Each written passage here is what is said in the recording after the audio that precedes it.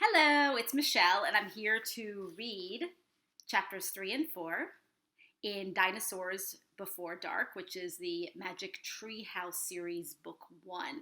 I have already recorded chapters 1 and 2, so if you haven't read those, I recommend that you check them out before hearing chapters 3 and 4. Chapter 3. Where is here? Jack looked out the window.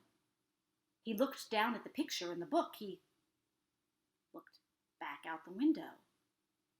The world outside and the world in the picture, they were exactly the same. The pteranodon was soaring through the sky. The ground was covered with ferns and tall grass. There was a winding stream, a sloping hill, and volcanoes in the distance. Where are we? Stammered Jack. The pteranodon glided down to the base of their tree. The creature coasted to a stop and stood very still. What happened to us? Said Annie. She looked at Jack.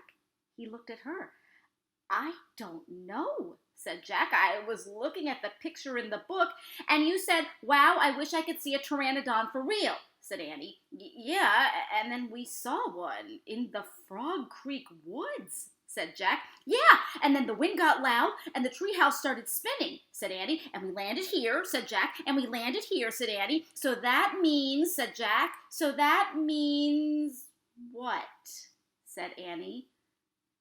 Nothing, said Jack. He shook his head. None of this can be real. Annie looked out the window again. But he's real, she said. He's very real. Jack looked out the window with her. The pteranodon was standing at the base of the oak tree like a guard. His giant wings were spread out on either side of him. Hi! Annie shouted. Shush, said Jack. We're not supposed to be here. But where is here? Said Annie. I don't know, said Jack. Hi! Annie called again to the creature. The pteranodon looked up at them.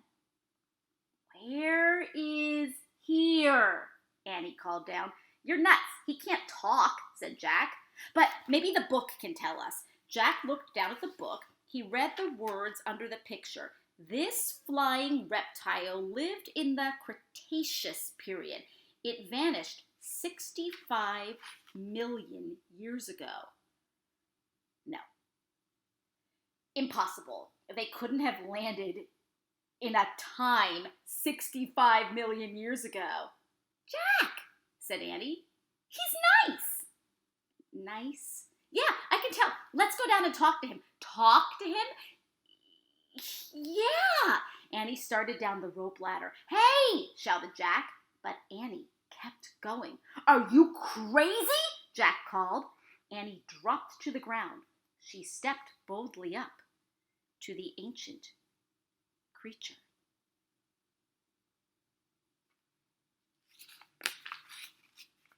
Chapter 4. Henry. Jack gasped as Annie held out her hand. Oh, brother, she was always trying to make friends with animals, but this was going too far. Don't get too close to him, Annie, Jack shouted. But Annie touched the pteranodon's crest. She stroked his neck. She was talking to him. What in the world was she saying? Jack took a deep breath. Okay, he would go down too. It would be good to examine the creature, take notes like a scientist. Jack started down the rope ladder. When he got to the ground, Jack was only a few feet away from the creature. The creature stared at Jack. His eyes were bright and alert. He's soft, Jack, said Annie. He feels like Henry. Jack snorted. He's no dog, Annie. Feel him, Jack, said Annie. Jack didn't move. Don't think, Jack. Just do it. Jack stepped forward. He put out his arm very cautiously He brushed his hand down the creature's neck. Interesting. A thin layer of fuzz covered the pteranodon's skin. Soft, huh? Said Annie.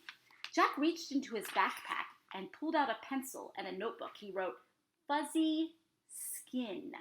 "What are you doing?" asked Annie. "Taking notes," said Jack. "We're probably the first people in the whole world to ever see a real, live pteranodon." Jack looked at the pteranodon again. The creature had a bony crest on the top of his head. The crest was longer than Jack's arm. "I wonder how smart he is," Jack said. "Very smart," said Annie. "Don't count on it," said Jack. "His brain's probably no bigger than a bean." "No, he's very smart. I can feel it," said Annie. I'm going to call him Henry." Jack wrote in his notebook, "Small brain?" Jack looked at the creature again. "Maybe he's a mutant," he said. The creature tilted his head. Annie laughed. "He's no mutant, Jack." "Well, what's he doing here then? Where is this place?" said Jack. Annie leaned close to the pteranodon. "Do you know where we are, Henry?" she asked softly. The creature fixed his eyes on Annie. His long jaws were opening and closing like a giant pair of scissors. "Are you trying to talk to me, Henry?" asked Annie. "Forget it, Annie." Jack wrote in his notebook, "Mouth like scissors? Did we come to a long time ago, Henry?" asked Annie. "Is this a place from long ago?" Suddenly she gasped, "Jack!" He looked up. Annie was pointing toward the hill. On top stood a large dinosaur. And that is the end of chapter 4. I'll be back soon to read chapters 5 and 6 of this 10-chapter book. Thanks so much for listening, and have a great day.